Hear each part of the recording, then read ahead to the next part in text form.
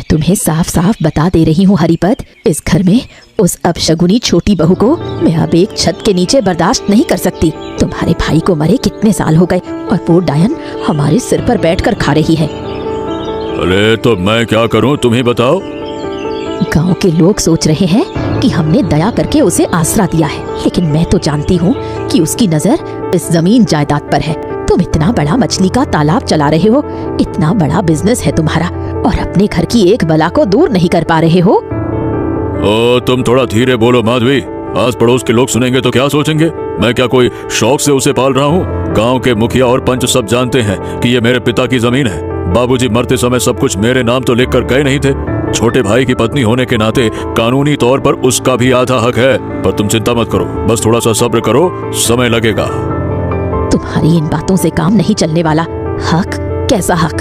तुम्हारा भाई तो एक थैला भी नहीं कमाता था, दिन भर घर में सोया रहता था और बीमारी का बहाना करता था। जो कुछ भी संपत्ति है सब तुम्हारी मेहनत की कमाई से बनी है। ससुर की जमीन है तो क्या वो जिंदगी भर यहाँ रानी बनकर रहेगी? कल से ही उसका खाना पीना बंद करो, घर का सारा काम उसी से करवाओ। देखती हूँ कितने दिन टिकती है। अरे शारीरिक कष्ट तो वो झेल लेगी, उसके बदन में बैलों जैसी ताकत है और मुंह बंद करके सब कुछ सहने की एक जिद है। उसे मानसिक रूप से इस तरह प्रताड़ित करना होगा कि वो हांफने लगे। रोज रोज उसे ऐसी बातें सुनानी होगी कि वो अंदर से टूट जाए। मैं कागजात पर दस्तखत करवाने की कोशिश कर रहा हूँ। एक बार दस्तखत हो गए तो संपत्ति पर पूरा कब्जा हमारा होगा। तो वो दस्तखत कब होंगे? तुम तो महीने से बस योजनाएं ही बनाते रहो, काम कुछ नहीं होता।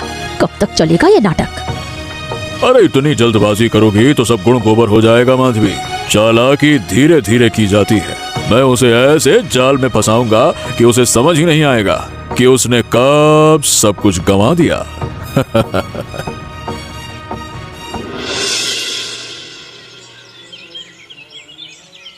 अजी ओ छोटी बहू, क्या तुम्हारी नवाबजादियों की तरह दोपहर होने पर नींद खुलती है?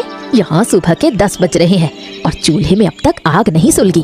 क्या हम तुम्हें यहाँ बैठाकर 56 भोग खिलाएंगे? कल रात की वो बासी रोटी और थोड़ी सी दाल रखी है, उसे खाकर तुरंत घर के पीछे का जंगल साफ करने में लग जाओ। दीदी, मैं सुबह 5 बजे उठकर पूरा आंगन बुहार चुकी हूँ, गौशाला साफ कर दी है। आपके जगने से पहले मैंने आधा काम खत्म कर दिया है। जरा सोच कर देखिए दीदी, क्या ये सही हो रहा है? ये घर मेरे ससुर जी का है, इस संपत्ति पर मेरे पति का भी बराबर का अधिकार था। तुम्हारी इतनी हिम्मत कि तुम मेरे मुंह पर बहस कर रही हो? तुम्हारा पति तो कब का मरकर भूत बन चुका है। क्या वो तुम्हें कोई वसीयत लिख कर दे गया है? कोई कागजात है तुम्हारे पास? हमने तुम पर तरस खाकर सिर छुपाने की छत दी है, इसलिए तुम आज तक जिंदा हो। तुम्हारी इन बड़ी बड़ी बातों का इलाज मैं आज ही करती हूँ। देखती हूँ फिर कहाँ जाती हो। इलाज? और नया क्या करोगी दीदी? आप लोगों ने तो मुझे यहाँ से निकालने में कोई कसर ही नहीं छोड़ी। मैं अपना हक भीख में नहीं मांग रही, ये मेरा अधिकार है। तुम्हारे मुंह में बहुत जबान आ गई है। ठीक है, आज ही तुम्हें इसका जवाब मिलेगा, तुम बस इंतजार करो।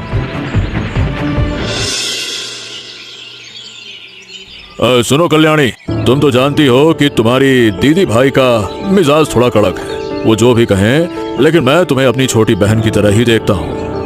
आप कहना क्या चाहते हैं भैया? देखो, तुम मेरे भाई की पत्नी हो, हमारे परिवार का हिस्सा हो।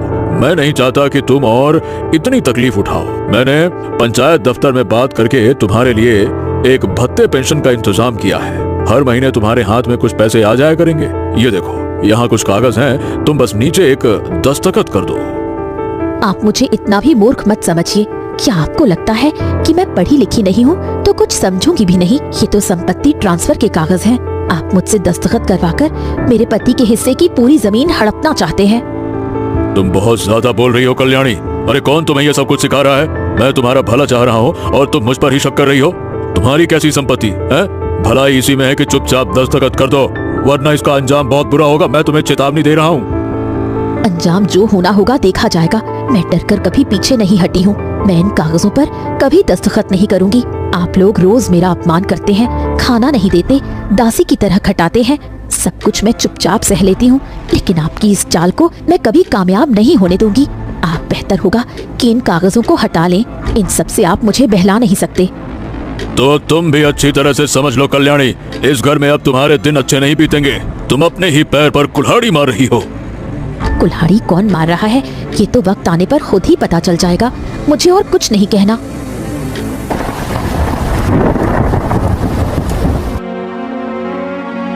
आसमान आज सुबह से ही कैसा बादलों से घिरा हुआ है माधवी। सुना है इस बार भारी बारिश होगी, बाढ़ की भी आशंका है। मेरा तो दिल बैठा जा रहा है। इन तालाबों में मेरी लाखों रुपए की मछलियां बड़ी हो चुकी हैं और बेचने का समय आ गया है। अगर सचमुच बाढ़ आई तो मेरा तो सारा कारोबार डूब जाएगा। तुम खामखा डर रहे हो। बारिश तो हर साल आती है, पिछले साल भी तो ऐसा ही हुआ था। आखिर में कुछ नहीं हुआ। हमारे तालाब का बांध बहुत मजबूत बनाया गया है। तुम बल्कि उस छोटी बहू के बारे में सोचो। वो जिस तरह डटी हुई है उसे निकालना तो मुश्किल होता जा रहा है। अरे तुम्हारे दिमाग में 24 घंटे बस वही छोटी बहू की संपत्ति घूमती रहती है। मैं यहाँ अपने कारोबार की चिंता में पागल हुआ जा रहा हूँ और तुम अपनी उसी एक जिद को लेकर बैठी हो। अरे तुम समझ नहीं रही हो, अगर इस बार मेरी मछलियाँ बह गईं तो छोटी बहू तो दूर, हमें खुद के खाने के लाले पड़ जाएंगे। अरे बाबा, तुम बहुत ज्यादा चिंता करते हो। हम इतने अमीर हैं, हमारा कुछ नहीं बिगड़ेगा। कभी नहीं हुआ, इस बार भी नहीं होगा। तुम बल्कि एक काम करो, आज रात ही छोटी बहू को साफ साफ कह दो कि कल सुबह तक वो ये घर छोड़कर चली जाए। ओहो, तुम थोड़ा चुप रहो माधवी। नदी का पानी कैसा उफान मार रहा है, न जाने क्यों आज मेरा दिल बहुत घबरा रहा है। अरे सब खत्म हो गया माधवी, मेरा सब कुछ तबाह हो गया। कल रात की बाढ़ में मेरे तालाब के सारे बांध टूटकर चकनाचूर हो गए। लाखों रुपयों की मछलियां सब नदी में पानी में बह गई। मेरे पास अब कुछ नहीं बचा, कुछ नहीं बचा। ये कैसा गजब ढा गया हम पर। मैंने तो सोचा भी नहीं था कि पानी इस तरह हमारे घर के अंदर घुस जाएगा। गौशाला की गाय भी बह गई। अब हम क्या खाएंगे, कहाँ रहेंगे? इस तरह सब कुछ एक ही रात में कैसे खत्म हो सकता है? हम अहंकार में अंधे हो गए थे। अरे सोचा था हम बहुत बड़े हैं, हमारा कुछ नहीं हो सकता। मैंने तो बैंक से कर्ज लेकर भी बिजनेस में लगाया था। अब वो कर्ज भला मैं कैसे चुकाऊंगा? हम अब सड़क पर आ गए, बिल्कुल बर्बाद हो गए, बर्बाद बर्बाद। तुम अब भी उस डायन के गुण गा रहे हो। वो तो एक अपशगुनी है। जब से उसने इस घर में कदम रखा है तब से हमारे बुरे दिन शुरू हो गए हैं। न जाने वो कहाँ भाग गई इस बाढ़ में। मर जाती तो बला टलती। अरे अब किसी और को दोष देने से क्या फायदा माधवी? हमने खुद ही अपने सर्वनाश को दावत दी है, दावत दे।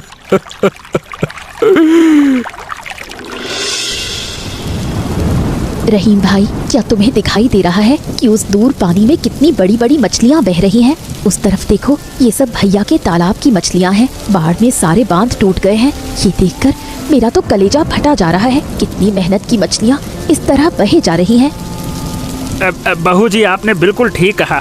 बड़े बाबू जी का तो सब कुछ खत्म हो गया, लेकिन इस पानी में मछलियाँ पकड़ेगा कौन? मेरी एक पुरानी नाव पड़ी है, वो काफी मजबूत है, पानी में उतारी जा सकती है। लेकिन सिर्फ मछलियाँ पकड़ कर क्या होगा? चारों तरफ तो बाढ़ है। इन मछलियों का हम करेंगे क्या बहू जी? मैं ठीक वही सोच रही थी रहीम भाई। लोगों को भूख लगी है, 2 दिनों से किसी ने कुछ नहीं खाया। मैं खाना तो अच्छा बना लेती हूँ। अगर हम इन बहती हुई मछलियों को पकड़कर तुम्हारी नाव पर एक तैरता हुआ होटल खोल ले तो? हाँ, आप इस भारी मुसीबत के वक्त भी लोगों के बारे में सोच रही हैं बहू जी। खुद के पास तो कुछ नहीं है। बड़े बाबू और बड़ी बहू ने आपको इतना दुख दिया और आप उन्हीं की मछलियों से लोगों की सेवा करना चाहती हैं। लेकिन बहू जी, चावल कहाँ से खरीदेंगी? मसाले कहाँ से मिलेंगे? मेरे पास जो थोड़े बहुत पैसे बचे हैं उससे पहले दिन के चावल और मसाले खरीद लूंगी। अगले दिन से जो कमाई होगी उसी से काम चल जाएगा। ठीक है बहू जी, मैं आपके साथ हूँ। चलिए शुरू करते हैं। चूल्हा काफी अच्छा सुलग गया है। गीली लकड़ी से शुरू करने में थोड़ी दिक्कत हुई, लेकिन अब आग तेज है। ये गरम चावल और मछली का शोरबा मिलकर लोगों का थोड़ा तो पेट भरेगा। ये देखिए कितनी बड़ी रोहू मछली है। लेकिन एक बात सोच रहा था बहू जी, हम तो बहुत सस्ते में खाना दे रहे हैं, किसी किसी को बिना पैसे में भी दे रहे हैं। क्या इससे हमारे चावल दाल खरीदने का खर्च निकल पाएगा? तुम नफे नुकसान की बात अभी मत सोचो रहीम भाई। ये सिर्फ एक बिजनेस नहीं है, ये मुसीबत के समय लोगों के काम आना है। तुम देखना, हमारे इस तैरते हुए होटल का नाम बहुत जल्द लोगों की जुबान पर चढ़ जाएगा। आपका दिल बहुत बड़ा है बहू जी। आज हमारी इस छोटी सी नाव में कई लोग पेट भर के खाना खा पाएंगे। जाओ रहीम, जल्दी करो। सबसे कहो कि छोटी बहू बुला रही है। गरम चावल और मछली का झोल तैयार है। हाँ माँ कल्याणी, तुम्हारे हाथ की एक थाली गरम चावल और मछली का शोरबा आज अमृत जैसा लग रहा है। अरे इतने सस्ते में ऐसा पेट भर खाना तो हम सपने में भी नहीं सोच सकते थे। वाह, तुम्हारे हाथ के खाने का स्वाद क्या कहूँ, शब्दों में बयां नहीं कर सकता। वाह, मजा आ गया। आप लोग पेट भरकर खा रहे हैं, यही मेरी सबसे बड़ी शांति है वीरेन काका। मुझे और कुछ नहीं चाहिए। आप सबकी तकलीफ देखकर मैं और चुप नहीं रह सकी। आप बस आशीर्वाद दीजिए कि जब तक ये बाढ़ के हालात ठीक नहीं हो जाते तब तक मैं आप लोगों को इसी तरह दोनों वक्त का खाना खिला सकूं। सिर्फ मैं ही नहीं माँ, पूरे गांव के लोग आज तुम्हारी तारीफ करते नहीं थक रहे। बाजार में सब कह रहे हैं कि बड़ी बहू की हवेली की छोटी बहू आज पूरे गांव की अन्नपूर्णा बन गई है। हाँ काका, इस मुसीबत के समय लोग भूखे पेट रहे, ये मुझसे बर्दाश्त नहीं होता काका। हाँ, तुम्हारा दिल सचमुच बहुत बड़ा है। अरे जिन्होंने तुम्हें इतना दुख दिया उनके लिए भी तुम्हारी ममता कम नहीं हुई है। मैं अब और बर्दाश्त नहीं कर पा रही हूँ। पिछले 2 दिनों से गले के नीचे पानी की एक बूंद के सिवा कुछ नहीं गया है। मेरा सिर घूम रहा है, आंखों के आगे अंधेरा छा रहा है। वो देखो, दूर नदी में उस नाव पर कितने लोगों की भीड़ लगी है। वहाँ से खाने की खुशबू आ रही है। हमारी ही बहती हुई मछलियों से वो अब पूरे गांव को खिला रही है और सब उसका कितना नाम ले रहे हैं। अरे ये सब हमारे कर्मों का फल है माधवी, तुम अब उसे दोष मत दो। हम ताकत के घमंड में अंधे होकर उस लड़की पर न जाने कितने अत्याचार कर चुके हैं। आज उसके पास खाना है, पैसा है और लोगों की इज्जत भी है, और हमारे पास एक टूटे हुए बांध पर बैठने के सिवा और कुछ नहीं। मेरा कलेजा फटा जा रहा है। अपनी आंखों से ये सब देखना पड़ रहा है। मुझे बहुत भूख लगी है। क्या हम उसके पास जाकर थोड़ा सा खाना नहीं मांग सकते? क्या वो हमें इस हालत में खाली हाथ लौटा देगी? अरे किस मुंह से हम उसके सामने जाकर खड़े होंगे माधवी? इससे तो अच्छा है कि हम भूखे ही मर जाएं। उस नाव के पास जाने लायक अब हमारे पास कोई इज्जत बाकी नहीं बची है माधवी। हमने जो पाप किए हैं उसकी सजा हमें इसी तरह से तिल तिल कर भुगतनी होगी। बहू जी, एक बुरी खबर है। आपको बताए बिना रह नहीं पा रहा हूँ। मैंने अभी भी नदी के उस पार देखा कि बड़े बाबू और बड़ी बहू एक ऊंचे स्थान, मतलब ऊंचे बांध पर बैठे हैं। उनकी हालत बहुत खराब है, फिर भी चाहे शर्म से हो या घमंड से वो यहाँ आ नहीं पा रहे हैं। तुम ये क्या कह रहे हो रहीम भाई? वो 2 दिनों से भूखे हैं और तुम मुझे अब बता रहे हो? पहले क्यों नहीं बताया? वो जैसे भी हो, है तो मेरे परिवार के ही लोग। उनकी हालत सचमुच बहुत गंभीर है। भैया मेरे बड़े हैं, दीदी मुझसे बड़ी हैं। उन्होंने मुझे दुख दिया तो क्या मैं भी उनकी मुसीबत में मुंह मोड़ लूंगी? जल्दी अभी जाओ, जाओ, अभी जाओ। लेकिन बहू जी, उन्होंने आपके साथ जो कुछ भी किया वो गांव में किसी से छुपा नहीं है। सब जानते हैं कि वो आप पर कैसे जुल्म करती है। आपकी संपत्ति हड़पने के लिए उन्होंने आपको धोखा देकर फर्जी कागजात पर दस्तखत करवाने की कोशिश की थी। तो क्या हुआ? और आज आप उन्हीं को खिला पिलाकर फिर से ठीक करना चाहती हैं? अरे मौका मिलते ही वो फिर से आपको नुकसान पहुंचाने की पूरी कोशिश करेंगे। बहू जी, आप इतनी आसानी से उन्हें माफ कर रही हैं? माफ करने वाला तो ऊपर वाला है रहीम भाई। मैं कौन होती हूँ माफ करने वाली? मैं तो बस अपना धर्म और अपना फर्ज निभा रही हूँ। तुम अब एक पल भी देरी मत करो रहीम भाई। जाओ और उनसे कहो कि छोटी बहू उनके लिए खाना सजाकर इंतजार कर रही है।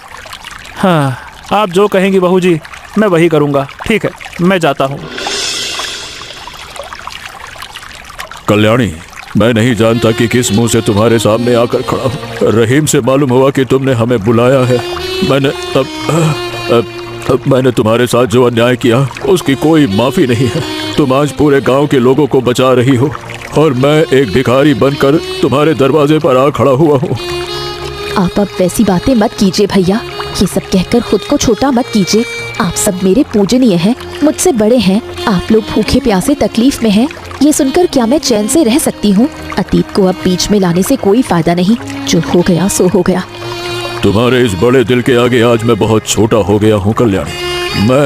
मैं तुम्हें तुम्हारे ससुर के घर से बेदखल करना चाहता था और तुमने आज मेरी इस घोर मुसीबत में अपने हाथों से मेरे लिए खाना सजा कर रखा है। मैं तो बस अपना फर्ज निभा रही हूँ, इससे ज्यादा कुछ नहीं। आप लोग आइए, हाथ मुंह धोकर बैठ जाइए। खाना ठंडा हो रहा है, आप लोग खा लीजिए। दीदी बहुत थक चुकी हैं। मुझे तू माफ कर दे कल्याणी। मैंने अपने घमंड में अंधी होकर तुझ पर जो अमानवीय अत्याचार किए हैं उसका कोई हिसाब नहीं है। मैं ही तो तुझे घर से निकालने के लिए इन्हें उकसाती थी। तुझे डायन कहा, अपशगुनी कहा। मेरा तो शर्म से डूब मरने का मन कर रहा है। दीदी आप रोइए मत, मेरे आगे इस तरह हाथ मत जोड़िए। माता पिता या बड़े कभी कभी गुस्से में गलती कर बैठते हैं तो क्या बच्चे उनसे मुंह मोड़ लेते हैं? तो क्या तूने कभी हमें पराया नहीं समझा? सच कहूँ तो मैंने आप लोगों को कभी पराया नहीं समझा दीदी। मैं तो बस इतना चाहती थी कि आप लोग मुझे एक इंसान समझें, थोड़ा सम्मान दे। आप लोगों ने पेट भरकर खाना खाया, इसी से मेरा मन भर गया। तू सचमुच बहुत अच्छे दिल की लड़की है कल्याणी, हम तेरी कद्र नहीं समझ पाए। मैं वादा करती हूँ कल्याणी, जिंदगी में फिर कभी तेरे किसी हक के आड़े नहीं आऊंगी। जो तेरा अधिकार है वो तुझे मिलकर रहेगा। मैं जानती हूँ दीदी, मुझे आप पर पूरा भरोसा है। इंसान का दिल बदलने के लिए कभी कभी एक बड़े झटके की जरूरत होती है। आज अगर आप लोग मेरे साथ खड़े हो जाएं, तो हम इस काम को और बड़ा कर सकते हैं और ज्यादा लोगों को खाना खिला सकते हैं। क्या आप इस काम में मेरा हाथ बटाएंगी दीदी? तू मुझे इस काम में शामिल कर रही है कल्याणी। सचमुच मैंने कभी इस तरह काम तो नहीं किया, लेकिन तेरे लिए मैं सब करूँगी। तू जो कहेगी वही करूँगी, मैं वादा करती हूँ। तो फिर कल सुबह से ही शुरू करेंगे दीदी। आप अब थोड़ा सो जाइए, आपका शरीर बहुत कमजोर हो गया है। कल्याणी, कल सारी रात मैं और तुम्हारी दीदी सो नहीं पाई।